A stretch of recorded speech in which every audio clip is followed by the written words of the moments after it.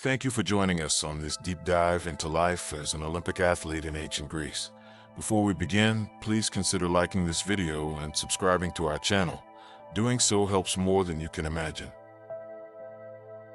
Now, get comfortable and enjoy our look at life as an ancient Greek athlete. You rise before dawn, long before the sun spills gold over the horizon. The air is cool now, but you know it will not remain so for long. The Greek summer has a way of scorching the earth until even the shadows seem to radiate heat. Your journey to Olympia is not a casual trip. It is a pilgrimage, a test, and a declaration of intent. In a few days, you will stand on sacred ground, surrounded by the finest athletes from every corner of the Hellenic world, all drawn here by the same unspoken hunger to be remembered. The road is no smooth stone path. It winds through olive groves and rocky outcroppings, climbs dusty hills where goats scatter at your approach, and drops into valleys where cicadas hum without pause. You pass farmsteads where peasants pause in their work to watch you pass, some calling out an encouragement, others silent, assessing. There is something about the way you carry yourself, the breadth of your shoulders, the economy of your stride, that marks you as someone preparing for more than market day. You travel light, a small pack with food enough for a few days, a cloak to shield you from sun and night chill, and a flask of water you refill at streams along the way. Bread, olives, dried figs, enough to keep your strength up without slowing you down.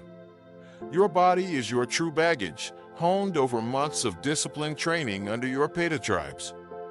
He would rise you before the first rooster call, run you through endless laps until your lungs burned, drill your muscles in the weight room until your arms quivered, then lecture you on discipline and restraint.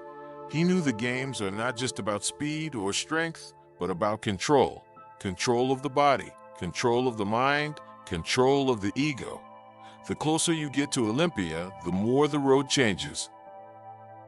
What was once solitary travel becomes a slow-moving procession. You begin to encounter others on the same path. Lean, wiry runners from Elis, broad-shouldered wrestlers from Sparta, boxers whose faces bear the scar tissue of old victories. You hear the guttural Doric of the Peloponnesians, the softer Attic of Athenians, the rhythmic accents of men from distant islands. The occasional chariot rattles past, bearing some wealthy competitor or an official too important to walk. Some travel alone, their eyes fixed ahead, others in groups, laughing and boasting about their prospects. At night, you sleep wherever you can, beneath olive trees, under the eaves of rural shrines, sometimes in the homes of locals willing to offer shelter to travelers bound for the games. There is a camaraderie among competitors, but also an unspoken wariness. In a few days, these same men will be your rivals. Some may try to intimidate you with stories of their victories. Others size you up silently, assessing your build, your gait, the way you move. On the final day's march, the road narrows as it approaches the Altus, the sacred grove of Olympia. The air changes here. Less dust, more of that deep, living scent of pine and wild herbs. The crowds swell. Merchants have set up along the roadside, selling everything from figs and honey cakes to wreaths of laurel and small votive figurines. You see jugglers, flute players, and hawkers calling out their wares in half a dozen dialects. There are not just athletes here, but pilgrims, poets, sculptors, and envoys from rival cities, all mingling under the uneasy but enforced Olympic truce. For the duration of the festival, the spear is laid aside. Even bitter enemies may walk side by side here without fear of attack. The first sight of Olympia strikes you like a blow, not for its size, but for its gravity. The temples rise out of the grove like guardians. The temple of Zeus dominates the scene, its massive columns seeming to hold up the sky.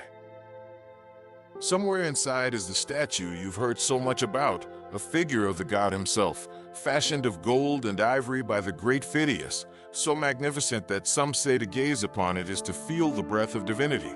The smell of smoke and roasting meat drifts through the air, evidence of the sacrifice is already underway. Before you may set foot on the track or in the training grounds, there's one more journey to make into the Bouleuterion, the council house.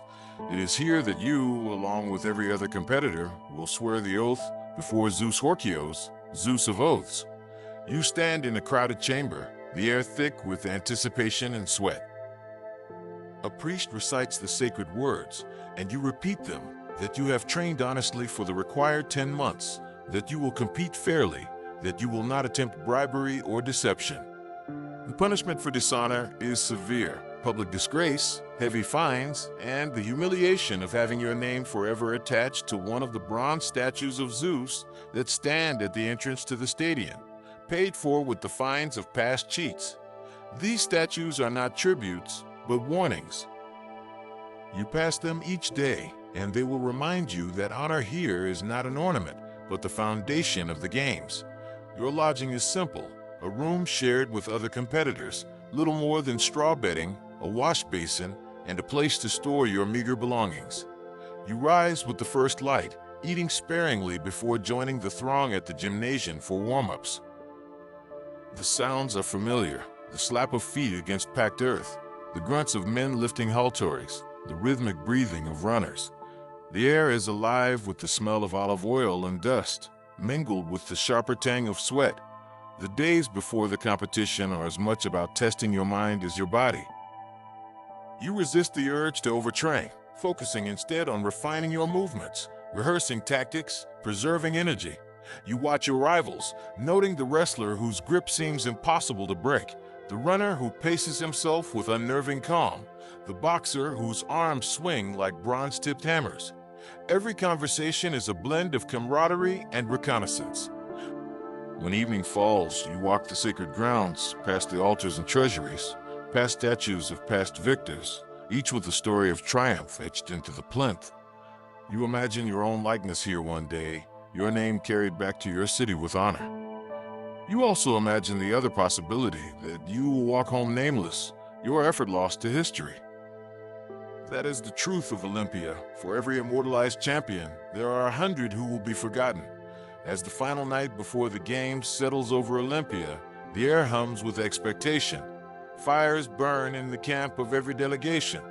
Somewhere nearby, a rhapsode recites Homer under the stars. Priests prepare offerings for the morning. You lie awake on your straw bed, feeling the pulse of your own heartbeat in your ears, knowing that soon the quiet will be broken by the roar of the crowd, the trumpet's call, and the moment when months, years of training will be tested in the space of a few minutes. When sleep finally takes you, it comes not with dreams, but with the heavy stillness of a body gathering its strength for what is to come. The first light of dawn creeps into the room, a pale wash over the rough plaster walls. You are already awake. Most of the others are too, lying still in their bedding, each man alone in his thoughts, though separated by only an arm's length. No one speaks at first. The quiet before the games is thick, the kind of silence that hums with contained energy. Outside, you can hear the faint stirrings of the camp, merchants opening their stalls, priests preparing offerings, the occasional stamp of a horse's hoof. You rise, roll your cloak tightly, and step into the cool morning air. The day begins with ritual, not the casual superstition of a traveler, but the deep formal piety that binds the games. In the sacred grove, the priests of Zeus are already at work. The smell of burning barley and fat drifts on the breeze. You join the procession of athletes moving toward the altar, each of you dressed simply, carrying nothing. Here, there is no difference between a man from the wealth of Corinth and a man from the rocky hills of Arcadia. All are subject to the same rules, the same gods, the same weight of expectation. You stand before the great altar, carved from layers of ash and sacrifice built up over centuries. The priest chants the words of dedication. The crowd of athletes repeats them, voices low but steady. An offering is made, oxen to Zeus, their hides gleaming, their breath visible in the cool morning air. When the night falls, the crowd murmurs in reverence, and the smoke rises thick and white toward the sky. You touch your fingers to the altar, then to your lips, a gesture that is half respect, half plea for favor. After the sacrifice, you make your way toward the bouleuterion once more. Today is the day every competitor must swear the oath anew, the formal binding to the laws of the games. The chamber is close and warm, filled with the sound of shuffling feet and the rustle of tunics. A statue of Zeus Horkios towers above, bronze and implacable. The priests and Hellenatike, the judges of the games, stand watch. One by one, the names are called. And it is your turn. You step forward, your voice firm as you swear to honor the rules, to compete honestly, and to accept the judgment of the officials. You have heard of men who failed this test, who lied or broke their promise, their names forever etched into shame. You do not intend to be among them. The rest of the morning is given to the gymnasium. Here, the air is thick with the smell of olive oil, dust, and sweat. Naked bodies move in disciplined rhythm, runners lapping the track, wrestlers drilling holds and counters, boxers working with heavy bags of sand. You strip down and begin your warm-up, working the stiffness from your limbs. Your Petatribes is here too, watching from the edge of the sand. His nod is small, but it is enough. He knows the real work has already been done in the months before. Now it is about preservation, not punishment. You run sprints, short and sharp, feeling the bite of the sand beneath your feet. Your practice starts, pushing off with explosive force. You go through the motions of your event again and again, not to build strength now, but to carve the movements into your body so deeply they happen without thought. Between drills, you sit in the shade, drinking water and watching others. The pentathletes move between the discus and the javelin, their throws arcing against the pale blue sky. In the wrestling ring, a Spartan flattens his opponent with a sudden twist of the hips, leaving him coughing in the dust. You note every detail, every sign of weakness. By midday, the heat is rising, and the judges call an end to the morning's work. You head to the baths, a simple pool fed by cool water. The dust clings stubbornly to your skin, but the water cuts through the heat. You scrape your body with a strigil, the bronze tool pulling away sweat, oil, and grit. It leaves your skin bare, ready for the fresh sheen of olive oil that will protect you from the sun.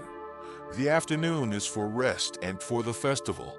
You wander the grounds, the sounds of music and laughter everywhere. Merchants from distant lands sell jewelry, fine cloth, and pottery. Philosophers debate under the shade of trees. Poets recite verses to small crowds, their voices carrying over the hum of the crowd. You pass a tent where a sculptor chisels at a likeness of last game's champion, the marble slowly taking human shape.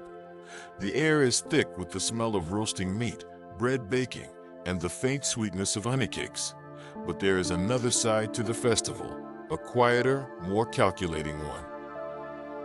You see envoys from rival city-states meeting in shaded pavilions, their voices low. The Olympic truce allows such gatherings to happen without fear, and deals are struck here as surely as victories are won on the track. Some of these men are here for sport, but many are here for politics. As the sun begins to sink, you return to your lodging. Some of the younger competitors are restless, practicing moves in the fading light, eager to prove themselves even before the games begin. Others sit in silence, conserving every ounce of energy. You eat sparingly, bread, cheese, figs, and drink water until you feel the dryness leave your mouth. Your Petatribe sits with you, saying little. His presence is steadying. He knows that at this point, words are less important than the calm they imply. The night air cools quickly once the sun is gone. In the distance, you can hear music from the festival, a flute weaving a slow, mournful melody through the hum of voices. You lie back on your straw bed, staring at the darkened ceiling, feeling the slow rhythm of your breathing. Tomorrow will bring more training, more ritual, more waiting. The real test is still ahead, but already the air in Olympia feels charged, as if the gods themselves are leaning closer to watch. You close your eyes, and in the darkness you see the stadion, the sand bright under the sun, the crowd's roar swelling like the sea. You feel the start of the race in your bones, the first step, the rush of air, the pounding of your own heart. And then, as the sounds of the festival fade into the night, you let sleep take you, knowing that every moment between now and your event will carry the weight of destiny. The sun is already high when you step out into the training grounds, the sand warm beneath your feet. The air is dry and sharp, carrying the faint tang of wood smoke from the festival fires still burning beyond the grove. By now, the rhythm of Olympia has settled into you. Dawn brings the rituals, mid-morning the drills, afternoons the festival, evenings the slow cooling of the air. But today, the energy feels different, quicker, more restless. The first events are approaching, and every man here knows that his last chance to sharpen his edge is slipping away. You move through your warm-up with precision, rolling your shoulders, stretching your legs, feeling the coiled strength in your muscles. The gymnasium is alive with motion, runners exploding off the starting line in clouds of dust, discus throwers sending bronze discs slicing into the sunlight, wrestlers locked in grunting contests of balance and leverage. You can tell who is here to hone their skills and who is here to intimidate. The loudest ones, you've learned, are not always the most dangerous. The quiet men who keep their eyes low often carry the sharpest weapons. Your Petatribes watches you from the shade, arms folded. He says nothing until you finish your drills, then nods for you to come closer. His words are low, measured. He speaks of your opponents, the strengths you've seen, and the weaknesses you must be ready to exploit. He reminds you that Olympia is as much about the mind as the body, that a single lapse in focus can cost you everything. You nod, absorbing the advice like water into dry soil. The Hellenatici, the judges, circulate through the gymnasium.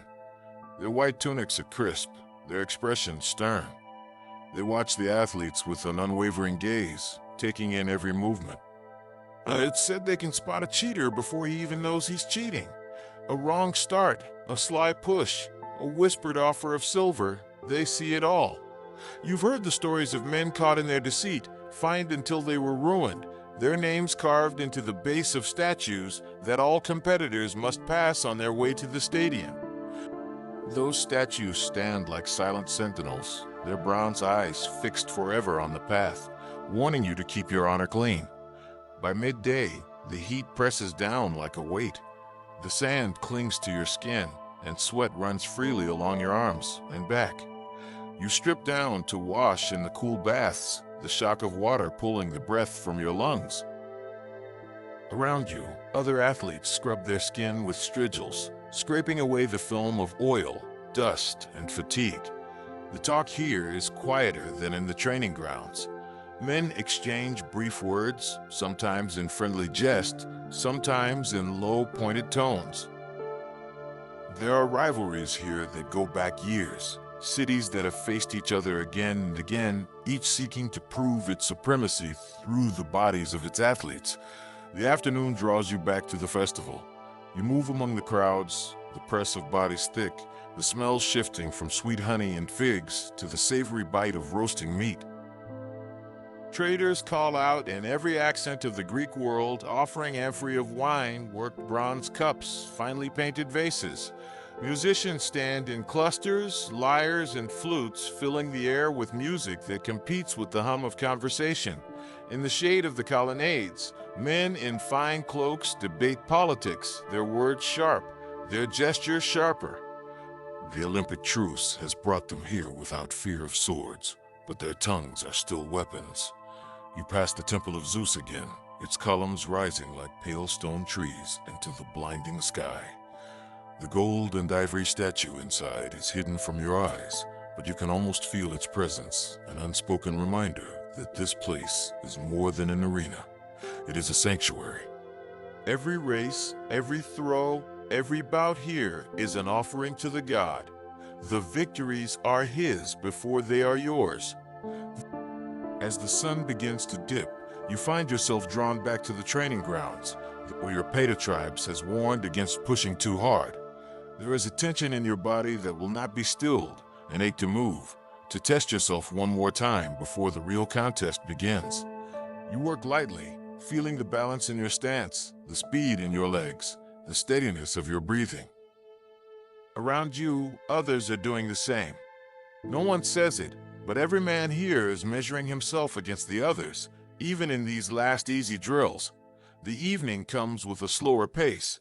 You eat sparingly again, bread, cheese, a handful of olives. You sit with your trainer and a few others from your city, speaking little. The firelight flickers across their faces, making them look older, harder.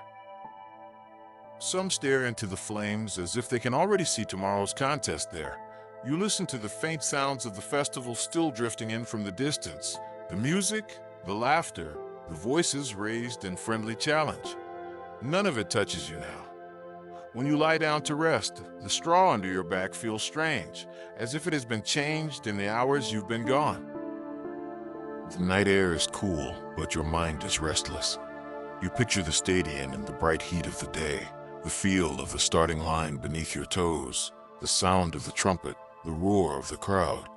You see yourself in motion, the world narrowing to the space just ahead of you. And somewhere in the darkness, beyond that image, you see the faces of those you must defeat. You do not know their names yet, but you know their shapes, their movements, the way they will test you. Sleep comes slowly, broken by shallow dreams of dust, sun, and the sudden shock of victory. When you wake in the gray light before dawn, you realize that every day here has been leading to the next, and the next will bring you closer still to the moment for which you have been training all your life. The first sound you hear is the horn. It cuts through the early morning like a blade, long and deep, calling the camp to life. You are on your feet before the echoes fade, pulling your cloak tighter around your shoulders as you step into the pale light. The air is cool now, heavy with the damp scent of the river, but you know the heat will come quickly. Today is no day for lingering. Today the games begin. Around you, other athletes are already moving with quiet purpose, gathering their things, adjusting cloaks, splashing cold water on their faces. The murmurs are low, voices hushed, as if speaking too loudly might tempt the gods to turn their eyes away. You eat a simple meal, bread, a few figs, water, and nothing more. The body must be light. When the sun breaks over the horizon, you join the procession heading toward the altar. The crowd is already thick, lining the paths, voices swelling as they cheer for their cities, their champions. There is color everywhere, bright cloaks, banners fluttering, wreaths of flowers woven into hair. Merchants shout above the noise, selling olives, honey cakes, and wine, but the athletes keep their eyes forward. This is not the time for distraction. The first order of the day is sacrifice. The altar of Zeus is alive with activity, priests in white robes, attendants carrying bowls of barley and jugs of water, the lowing of animals ready to be offered. You and the other competitors stand in a wide circle, watching as the oxen are led forward, their hides shining in the sun. The chant begins, steady and low, and you join your voice to it. When the knife flashes, the crowd falls silent. The blood spills over the altar, and the smoke rises in thick coils toward the sky. The smell is rich, almost overwhelming, but you hold your gaze steady. The sacrifice is a bargain, victory in exchange for reverence. When the ritual is done, the athletes are led to the stadion. It is larger than you imagined, a long, flat expanse of packed earth, framed by grassy embankments, where the crowd sits in their hundreds, perhaps thousands. There are no marble seats here, no luxury. Olympia is not Athens or Corinth. The people sit where they can, some on blankets, others on bare ground, all of them craning their necks for a better view. You pass beneath the vaulted entrance, the crypti, its cool shadow giving way to the blinding light of the arena. The noise swells around you, shouts, cheers, the beat of hands on the ground.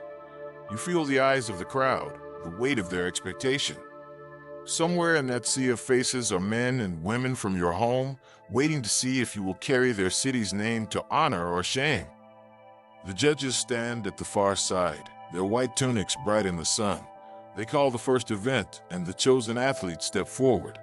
Today begins with the stadion race, the shortest and oldest of all the contests. The runners take their places, feet braced against the starting grooves carved into the stone, bodies tense. The herald raises his voice, announcing each name. There is no room for doubt now. When the signal comes, the runners explode forward, the dust rising in their wake. The race is over in moments, but the roar of the crowd lingers, washing over the victors like a tide. Between events, the athletes wait in the shade of the colonnades, bodies glistening with oil. You watch the pentathletes in their turn, the long jumpers swinging their halteres forward, leaping into the sand with the grace of wild animals, the discus throwers sending bronze discs spinning into the air like miniature suns. The javelin flies so far it disappears briefly against the sky before dropping to the earth in a perfect arc. The wrestling matches are slower, but no less intense. Two men locked in a dusty embrace, muscles straining, each trying to throw the other to the ground 3 times for the win. When your own event is called, the world narrows to a single path. You move to the line, feeling the heat of the sand beneath your feet, the glare of the sun in your eyes. The air is thick, the crowd's noise a distant hum. You hear your own breath, steady but quick, and the faint creak of the leather straps binding the wrists of the boxers preparing nearby. The herald speaks your name, and it carries out over the stadion. For a heartbeat, you feel it hanging there, suspended before the signal comes. You move without thought. The months of training take over, each stride, each motion falling into place as if it has always been there. The sun blazes, the dust kicks up in small clouds beneath your feet, but you see only the space ahead. The crowd's roar sharpens, becomes a wall of sound that drives you forward. And then it is done. You have crossed the line, the effort still burning in your chest. You do not yet know the outcome. The judges confer, their gestures quick, their expressions unreadable. Then they raise a hand toward you. The meaning is clear, and the crowd erupts. Your breath comes in heavy bursts, your skin slick with sweat, but your heart is light. You bow your head briefly, not to the crowd, but to Zeus. The rest of the day passes in a blur of contests and ceremonies. Victors are crowned with wreaths of wild olive, their faces solemn as they receive the honor. Losers depart quietly, some with their heads high, others unable to meet the eyes of those who watch. You stay to watch the pancration, a brutal display that leaves more than one man bleeding in the dust. The crowd is louder here, the tension sharper, as fighters push each other to the very edge of endurance. By the time the sun begins to sink, the stadion is emptying. The crowd spills back into the festival, their voices carrying far into the evening. You return to your lodging, body tired but mind alive. You have passed your first test, but you know the games are not yet over.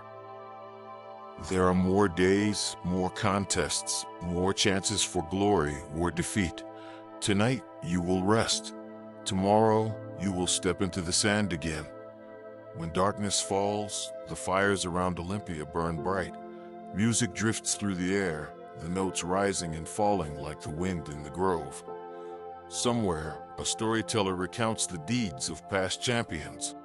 You lie on your bed of straw, the sound fading into the background. In your mind, you see again the moment at the line, the burst forward, the victory sighing from the judges. You do not linger on it. The gods grant triumph, but they can take it away just as swiftly. Sleep comes quickly tonight, heavy and dreamless, carrying you toward whatever the next day will bring. The heat rises early, and by the time you step into the training ground, the air already tastes of dust. Today is for the combat sports, and even before the herald's voice carries over the grove, you can feel a shift in the atmosphere. The runners and jumpers may have their speed, the throwers their precision, but here the games turn savage. The pancration and the boxing are as close to war as the truce will allow. Men gather in the shaded edges of the gymnasium, oiling their bodies, binding their hands in leather thongs, exchanging the quiet, steady looks of those who know what they are about to do. The pancration fighters are the first to draw the crowd. They are stripped to the waist, bodies gleaming, the muscles of their shoulders and arms like rope beneath the skin. The judges call them forward, 2 at a time, and the air thickens with anticipation. There are almost no rules, no biting, no gouging, but everything else is permitted. The match begins not with a rush, but with the careful circling of predators. Then, suddenly, they are on each other, hands grasping, legs tangling, trying to bring the other down. You watch one man take a heavy blow to the jaw, his head snapping back, but he stays upright, driving his opponent into the dust.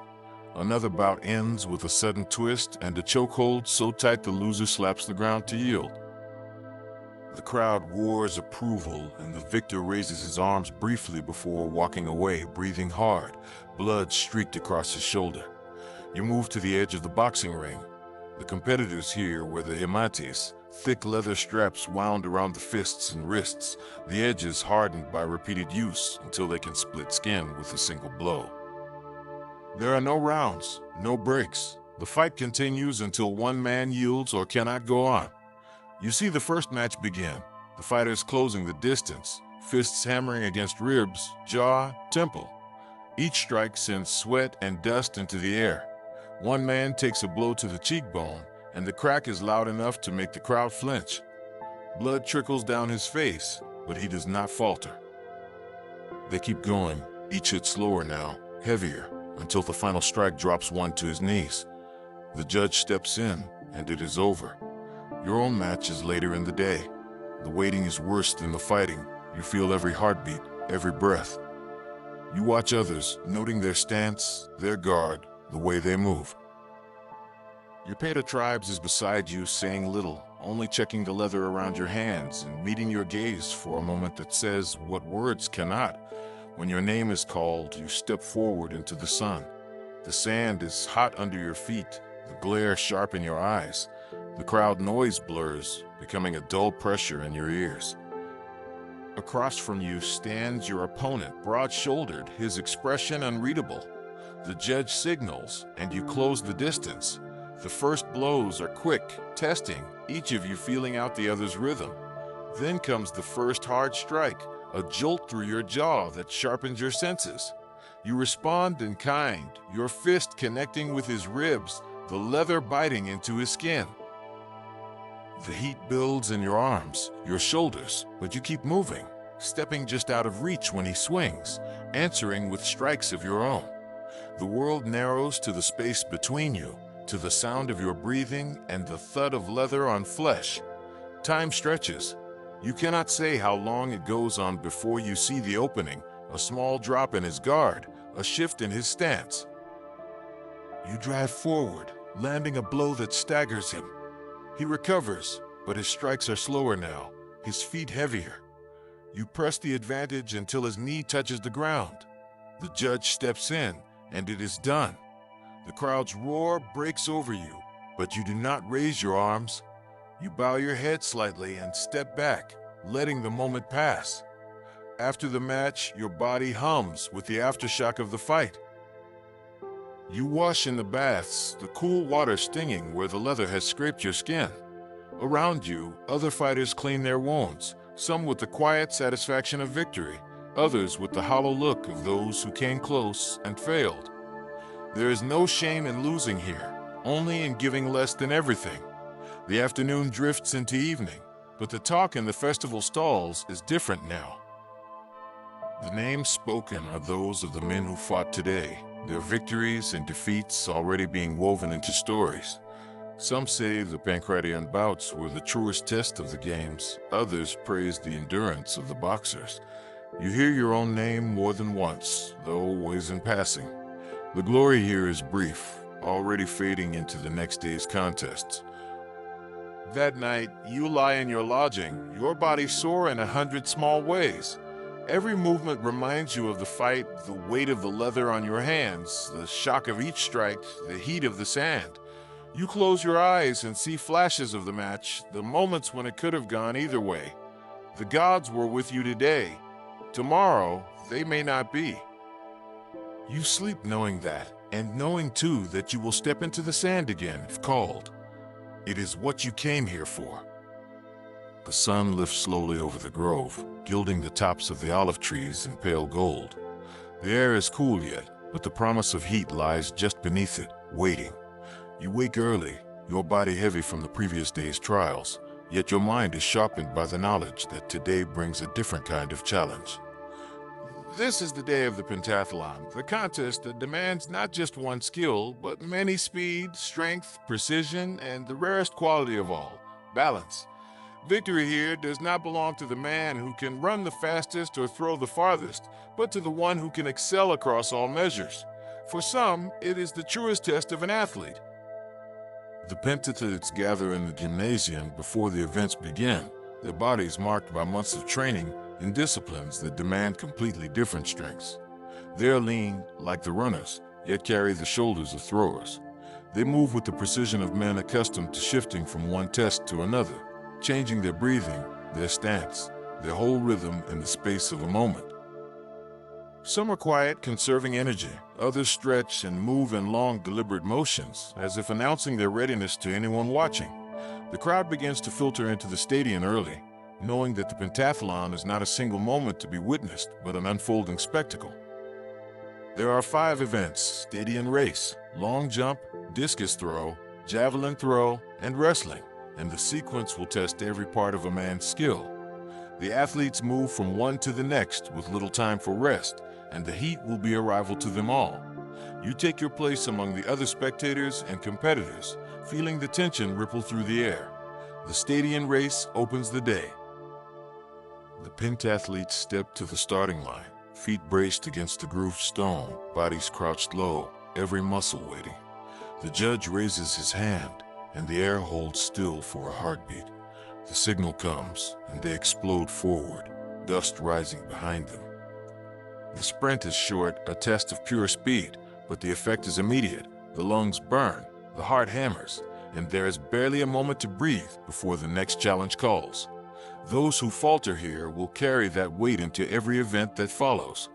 Those who triumph begin the day with a surge of confidence.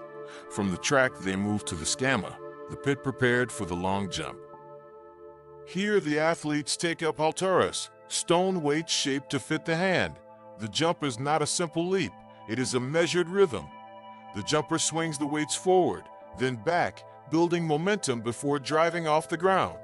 At the peak of the arc, the weights are cast backward, propelling the body a little farther. The sand meets them hard, swallowing the imprint of their feet. The crowd murmurs at the longest jumps, the cleanest landings. Some stumble, unable to keep their balance in the loose earth, losing precious distance. The judges watch closely, their eyes sharp for any false start or hesitation. The discus comes next, and here the field begins to shift. The disc itself is a flat circle of bronze, heavy enough to demand strength, but light enough to test precision. The thrower stands at the edge of the marked space, the discus resting in one hand, his body turning slowly to build the motion. When the throw comes, it is a fluid sweep, torso twisting, arm extending, the discus slicing into the air with a faint hum. The farthest throws draw shouts from the crowd, but there is more to this event than distance. The form must be clean, the release controlled. A step outside the boundary means the throw is nothing, no matter how far it flies. You watch as one competitor, too eager, lets his foot stray, and the judge's gesture is merciless. By midday, the heat is thick over the stadion. The pentathletes pause briefly in the shade to drink water, the muscles in their arms and legs slick with oil and sweat. But there is no time for real rest. The javelin awaits. The javelin is lighter than the discus, a weapon as much as a tool for sport, and it requires a different kind of focus. The thrower grips it near the center, a leather thong wrapped around the shaft to aid in the cast. A short run precedes the throw, the feet pounding against the earth before the javelin arcs into the sky. Some throws are high, graceful, landing far down the field. Others fly flat and fast, the point striking the ground like an arrow loosed from a bow. The best throws seem to hang in the air for a breathless moment before falling. 4 events down, and now the pentathlon turns to wrestling. Here, fatigue is the truest test. The body that could sprint, leap, and throw now must grapple. The legs steady, the arms strong enough to pull another man off his balance. The wrestlers step into the scamma again, dust clinging to their oiled skin. They grip, twist, and strain, each trying to throw the other down 3 times. There is no striking, no rush, just the relentless push and pull of strength against strength. Some men who were strong in the earlier events falter here, their legs too heavy, their arms too slow to react. Others, built for endurance, find their advantage and drive it home. The judges tally the results, weighing each man's performance across all 5 events. There is no single measure of victory. A man who dominates one contest but fails in another will not triumph. The pentathlon belongs to the well-rounded, the steady, the man who can adapt to each demand without breaking. When the victor is named, the crowd's cheer is deep and sustained. There is admiration here not just for strength or speed, but for mastery, the ability to stand in every arena and hold your own. The day winds down slowly, the heat lingering long after the sun begins to fall. The pentathletes move stiffly now, the strain of the day in every motion. Some have won glory, others only experience, but all carry the same exhaustion. You see them in the baths, scraping away the dust, speaking in low voices about the moments that went right and the ones that did not. For some, this will be their last Olympic pentathlon. For others, it is only the beginning. But none leave unchanged. As the festival lights flicker on in the growing dusk, the crowd shifts back toward the stalls, the music, and the food. The talk is of the day's events: the perfect discus throw, the long jump that seemed to hang in the air, the wrestling bout that ended with a sudden, shocking turn. You walk among them, listening, the image of each event still clear in your mind. The pentathlon has a way of making the stadion feel like the heart of Olympia, each discipline feeding into the next until the whole is greater than the sum of its parts. That night, the victors' names are already spreading, carried in the mouths of strangers, carried across the campfires. You lie down under the weight of the day, knowing that tomorrow will bring more contests, more chances for the gods to choose their favorites.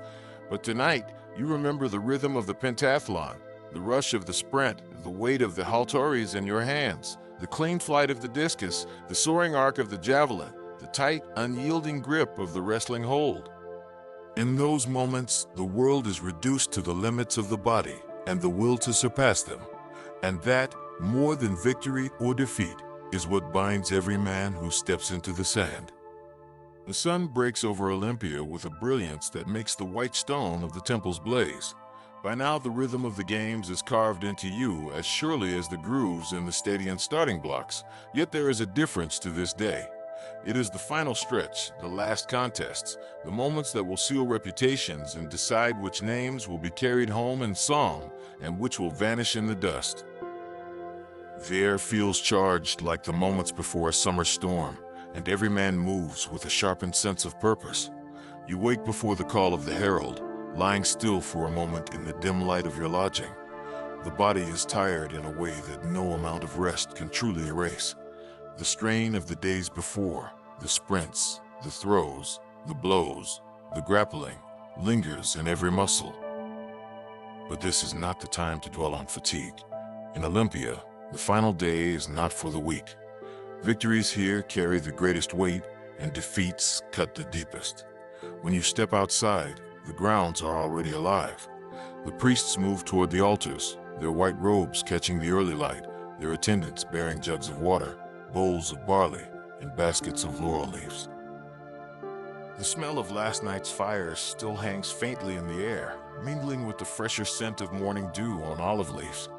Athletes pass you on their way to the gymnasium, some already stripped to the waist, their skin glistening with oil, others walking in pairs, heads bent in quiet conversation. The day begins, as all must, with sacrifice. At the great altar of Zeus, the gathered athletes, officials, and spectators form a vast ring. The low murmur of the crowd falls away as the first oxen are led forward, their hides polished and gleaming, their breath steaming faintly in the cool morning air.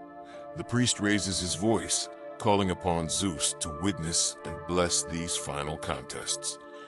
The knife flashes, the blood spills, and the smoke rises thick and white, curling upward into the perfect blue of the sky.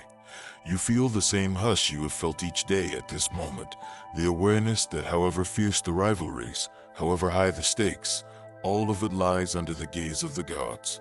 From the sacred grove, the crowds stream toward the stadion. It is more crowded now than on any previous day. Families press close together. Children sit perched on their father's shoulders. Merchants weave through the throng selling cups of cool water and dried fruit. The embankments are thick with people, the air alive with anticipation. This is the day for the most prestigious contests, the ones that draw not only the citizens of Greece, but envoys, poets, and wandering chroniclers eager to record the feats they will witness. The first event is the Dolichos, the long-distance race. It demands a different kind of strength from the stadion sprint, less the explosive burst, and more the slow, relentless grind. The runners step to the line, each of them lean and long-limbed, their expression set. The judge signals, and they set off, their stride steady, their arms swinging in rhythm. The race winds around the track multiple times, and by the halfway point, the heat is beginning to show its hand. One man begins to falter, his steps growing heavy. Another surges forward, his breathing controlled, his eyes fixed ahead. The crowd roars encouragement, voices rising and falling with the ebb and flow of the contest. When the victor crosses the line, there is no wild celebration, only the quiet satisfaction of a man who has measured himself against the distance and held steady. Next come the hoplitodromos, the race run in armor. The runners step onto the track wearing helmets and carrying shields, their bodies weighed down by the gear that transforms the race into a test of endurance and grit. The start is heavy, the shields rattling, the helmets gleaming in the sunlight. The pace is slower than the Dolichos, but the strain is visible in every stride. This is the race of soldiers, meant to echo the speed and strength required in war. The victor here will not only be honored as an athlete, but respected as one who could carry the weight of battle. As the races end, the focus shifts to the Pancratian finals. The earlier bouts have left their mark, bandaged hands, bruised ribs, swollen eyes, but the remaining fighters show no hesitation.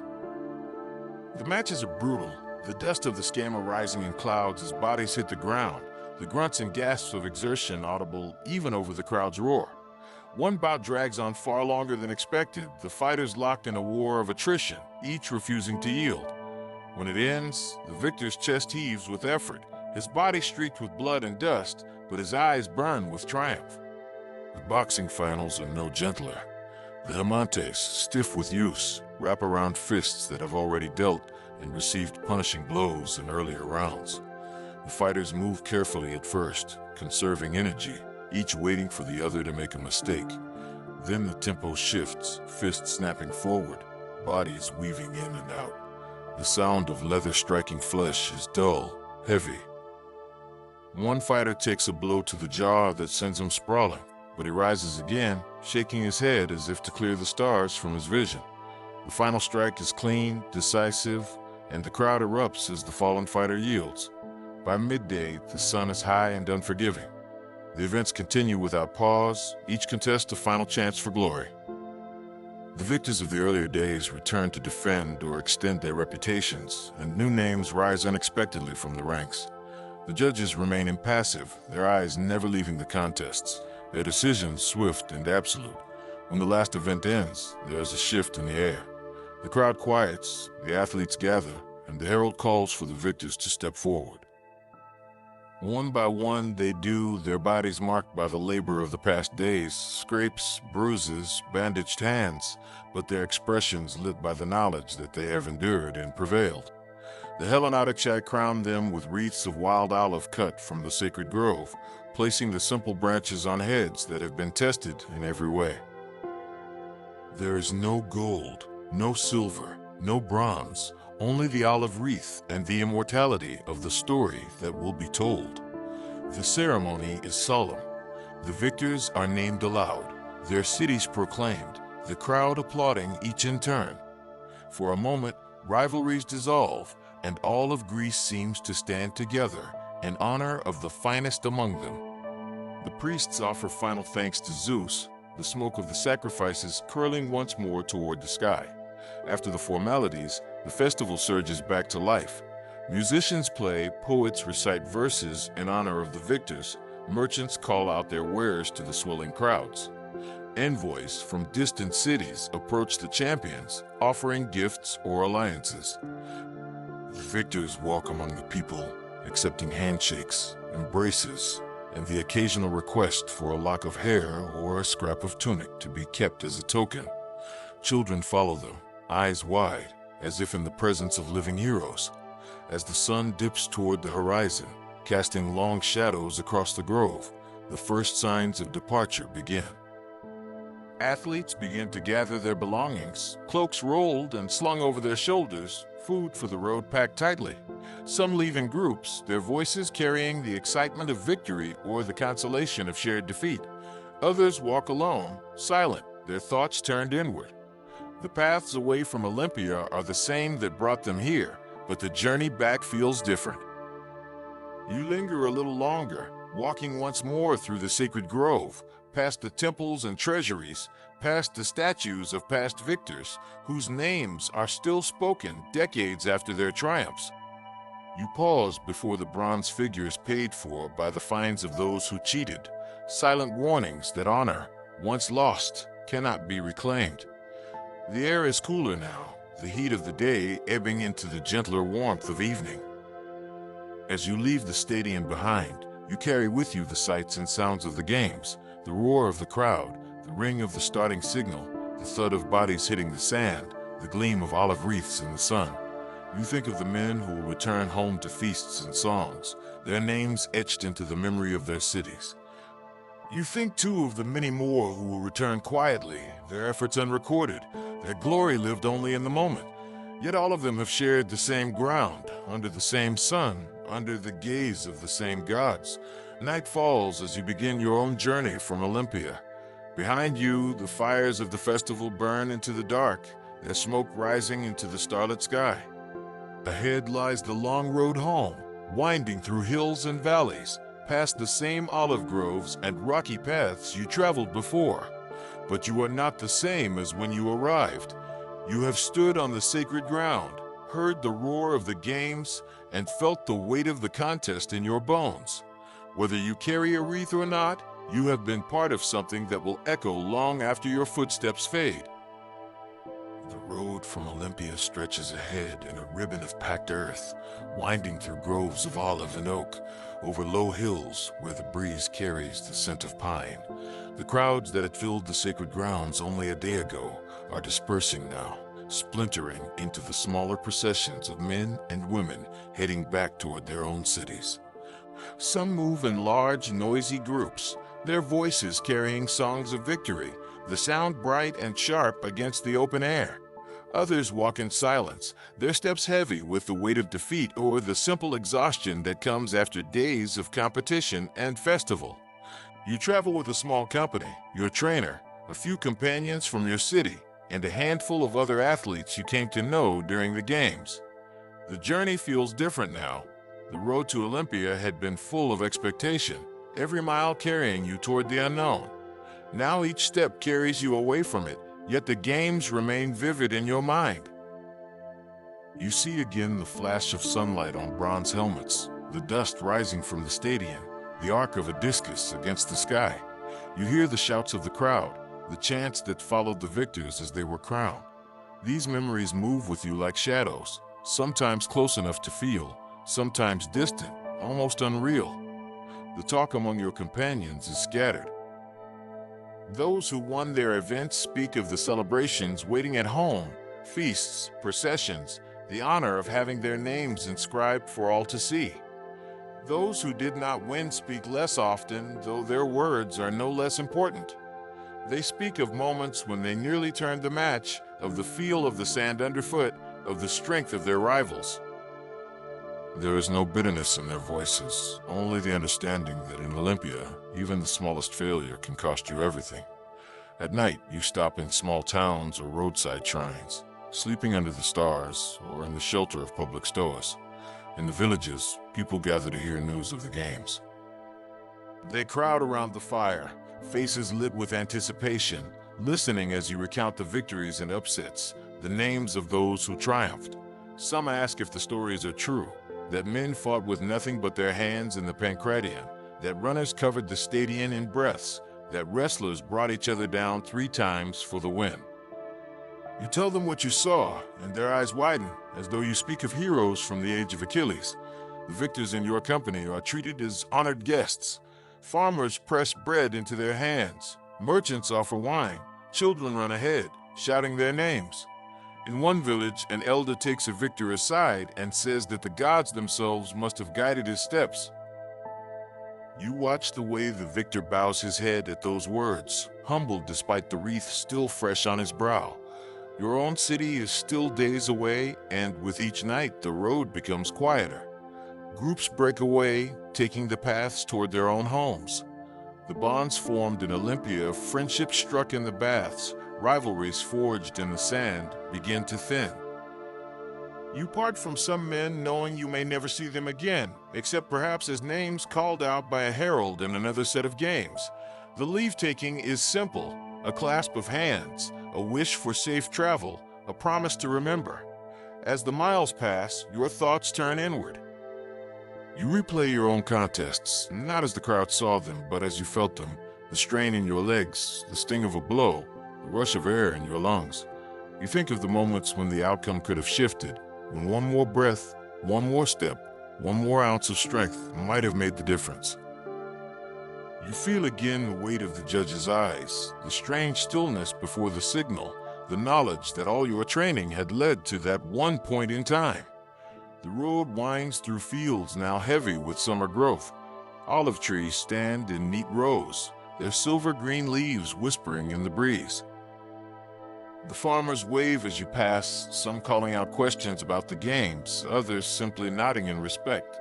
You begin to feel the pull of home, the familiar turns in the road, the landmarks you know, the mountains on the horizon. Yet there is a quiet undercurrent of unease. You are returning changed, and you know that once the stories are told, once the celebrations, if there are any, are over, you will be left with the silence of ordinary days. By the time you reach the outer fields of your city, word of your return has gone ahead. A small crowd waits along the road, some curious, others eager. If you bring a wreath, they will greet you with songs. If you do not, they will still ask what it was like, still want to hear the stories. In their eyes, you have been to a place few will ever see, stood in the dust of Olympia, and competed under the gaze of the gods. That alone is enough to make you worth listening to. The first hours back are a blur. Friends and family press close, their arms around your shoulders, their voices loud. They want to know everything, the journey there, the sacred truce, the opening ceremonies, the contests. You speak as much as you can, though it is impossible to convey the heat of the sand under your feet, the sound of thousands cheering, the smell of smoke from the sacrifices mingling with the dust. The elders ask more measured questions about the quality of the athletes, about whether the judges were fair, about which cities won the most crowns. If you are a victor, there is more than talk. The city honors you with a feast in the agora, the tables laden with roasted meats, bread, and amphorae of wine. Poets stand to recite verses in your honor, comparing your feats to those of heroes long dead. Children sit at your feet, staring up as if you are made of something more than flesh and bone. The wreath you brought back is set on display, a simple circle of olive leaves that now carries the weight of glory. If you did not win, the welcome is still warm, though less formal. Friends slap your back, telling you that to compete at Olympia is victory enough. The questions are fewer, but the interest remains. They want to know what it was like to stand in the stadion, to hear the herald call your name, to face an opponent with the whole world watching. You answer honestly, neither boasting nor diminishing what you saw and did. In the days that follow, life begins to settle back into its familiar rhythm. The fields still need tending, the markets still bustle, the duties of the city still call. Yet you carry Olympia with you. The memory of the games rises in quiet moments, the feel of the starting groove beneath your toes, the way the discus flew from your hand, the grip of an opponent's arm in the heat of a match. You find yourself measuring your work, your walks, even your play against those moments, as if everything now can be weighed on the same scale. For the victors, the honor lingers. Their names are carved into stone, their likenesses perhaps set in bronze. They are invited to banquets in other cities, their presence a symbol of their homeland's strength. For those who did not win, the mark is less visible but no less real. They are known as men who stood among the best in Greece, who tested themselves under the purest and harshest conditions, and came back whole. Seasons will pass, and the wreaths will wither. The stories will be told and retold, growing in detail, as memory bends them to fit the needs of the listener. But for you, the truth will remain clear. You will remember the dust and the heat, the faces of your opponents, the sound of the herald's voice. You will remember the journey to Olympia, the days in the sacred grove, the contests, the nights under the stars. You will remember leaving, as you do now, carrying with you not just the memory of what happened, but the quiet knowledge that you stood in the place where Greece gathers its best, and you gave what you had to give. And when the next games come, when the herald's call goes out and the roads begin to fill again with athletes and travelers, you will feel the pull. Whether you return as a competitor or a spectator, you will know the way. The path to Olympia is written now in your body and your mind, a road that leads not just to a place, but to the heart of what it means to strive, to endure, and to stand beneath the gaze of the gods.